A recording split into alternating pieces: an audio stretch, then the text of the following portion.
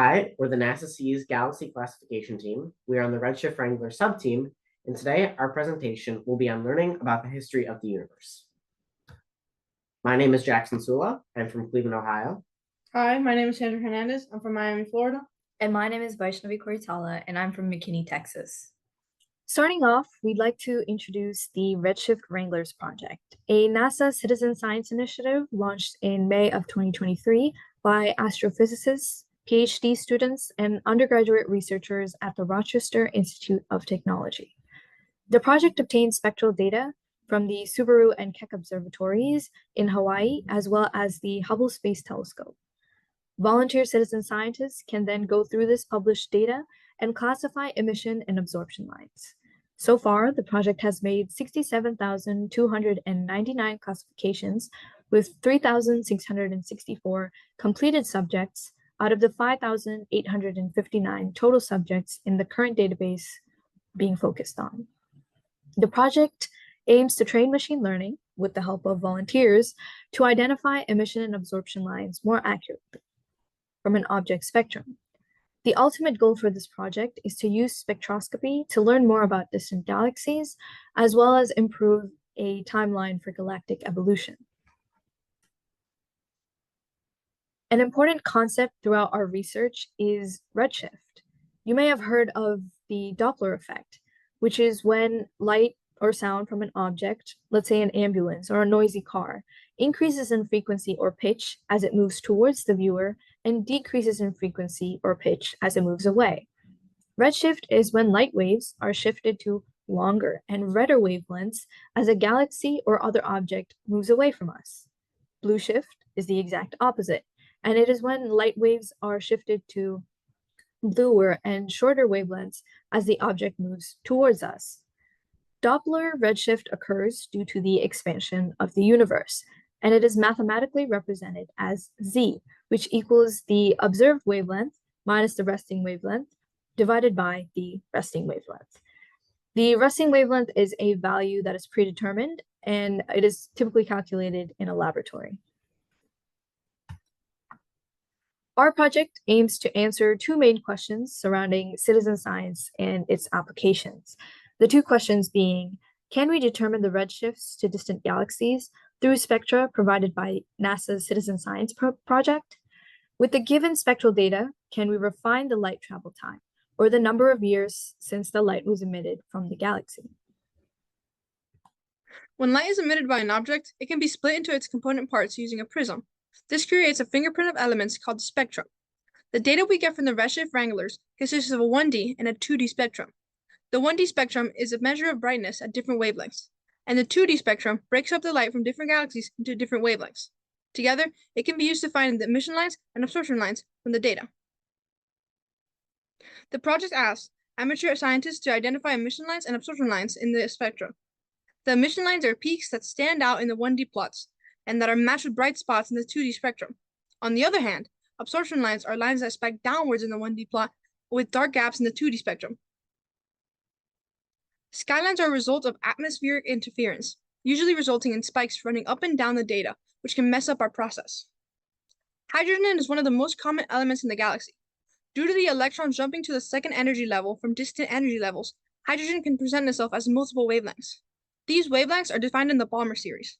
The Balmer series helps us identify the spectral lines of the hydrogen atoms. To begin searching for possible redshift candidates, we first searched the data for a spectrum that showed at least 3 bright emissions with minimal skylines nearby. As you can see in this image, there is 1 bright emission at the bottom and 2 bright emissions at the top. This represents a perfect candidate. Next, we noticed a pattern in the distances between bright emissions. For example, a moderately bright emission followed by an extremely bright emission usually indicates hydrogen beta and oxygen 3. As you can see in figure 1a at the top, there is a moderately bright emission followed by an extremely bright emission. This is hydrogen beta and oxygen 3. As you can see in figure 1b, however, a bright emission is followed by a dimmer one, which usually indicates hydrogen alpha and sulfur 2. Once we identified 2 emission lines, we calculated the redshift, also known as z, for each emission using the Doppler redshift formula and the Balmer series. As you can see in this equation, z equals the observed wavelength, which is the redshifted wavelength, minus the wavelength at rest, which is measured in a laboratory, divided by the wavelength at rest. Using the third emission line that we found, we confirmed our preliminary redshift estimate that we just calculated by dividing the third wavelength by z plus 1.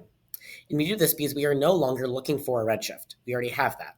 We are instead checking this redshift by trying to find a wavelength at rest. We reference the calculated wavelength with an atomic spectra database and search for emissions within a few angstrom commonly found in galaxies. If there was a strong emission that matched our calculated wavelength, we could be much more confident that our redshift values were correct. And this is an image of the database that we used.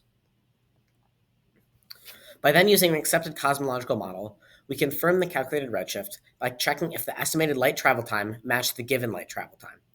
As you can see, we used a Hubble constant value of 69.7, and in this case, our redshift was 0.81.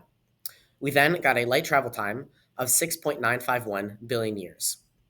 If these matched, we could be extremely confident that our redshift value was correct. If they did not match, however, we assume that we could not estimate the redshift of that particular spectrum with the given information. With this process, we encounter many different challenges. First off, skylines can be easily mistaken for emission lines, which makes it hard to get the data we need. Another issue is that when determining the identities of the emissions, it is hard to distinguish it by visuals alone. After some trial and error, we noticed a pattern which made the process much smoother. In some cases, after identifying the emissions, the given light travel time differs from our calculations. This can come from a handful of errors, and usually we recalculate our data and get better results, or determine that we do not have enough information to find the redshifts. Looking at our results, as a team, we had classified absorption and emission lines for approximately 400 objects. Out of the 400, we selected 18 objects, each with 3 or more emission lines. Above is one example of a spectrum we had chosen, and it's marked with a green check mark. The spectrum was a candidate as there are 4 clear peaks with a corresponding bright spot in the 2D spectrum. And you can see these peaks as they are highlighted in red. To the right of this image is a spectrum that was not considered, as a majority of the peaks are skylines, and there's no distinct bright spot in the 2D spectrum that would identify it as an emission. Out of the 18 objects selected, we were able to accurately calculate the redshift for 8 objects. The remaining had insufficient information for a proper calculation. This data table shows how we organized our data. Each object's emission wavelengths are determined, and right next to these wavelengths are also the wavelengths classification, whether it be hydrogen, sulfur, or oxygen. Based on the emission classification, we used the resting wavelength of the emission type and the redshift formula to calculate the redshift for each of these wavelengths. And the cosmology calculator's light travel time estimate is in the last column and is represented to 2 significant figures to match the given light travel time. Comparing our calculated light travel time with the values provided in the object's identification, we achieved an average percent error of 1.15%. The difference between the given and calculated data was consistently less than 0.3 billion years. Our results suggest that it is possible to estimate light travel time and calculate redshift from spectral data. The process we use to identify emissions and calculate redshift can be implemented into machine learning to create more advanced cosmological models to better understand the history of our universe. By accurately determining the redshifts and light travel time to distant galaxies using NASA's Citizen Science Project, we helped refine cosmological machine learning and AI models. We also accomplished our goal of gaining more information from the Redshift Wrangler spectra, thus enabling the HETDEX project to learn about dark energy. These are the references we used in our research. The first citation is for the Redshift Wranglers website. The second is the NIST Atomic Spectra Database, and the last is the Cosmology Calculator. Our experience at Cies. One of the best features of our time at Cies was getting to work with Dr. Judit Ries and many other amazing mentors. Dr. Ries taught us a lot about our areas of research, as well as guide our thinking throughout the research process. We had so much fun and got to know Dr. Ries as the brilliant and wonderful person she is. I made so many great friends and memories at Cies, and our team got really close over these few weeks and even took trips to Fiesta, Texas and San Antonio and the Johnson Space Center in Houston. I am extremely grateful to have such an amazing opportunity, and this experience has truly motivated me to pursue a career in space science. I really cherish my experience here, and I've learned so much in these amazing 2 weeks. This internship has opened many doors for me, and I'm forever thankful. This was a once-in-a-lifetime experience, and I'm glad I was able to share my team's research with everyone.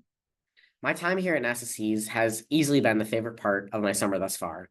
I've made so many new friends. I've made inside jokes with them. I got to know my mentor really well. And I think that it did truly make me want to go into a space-based career. So thank you. Thank you for watching our presentation.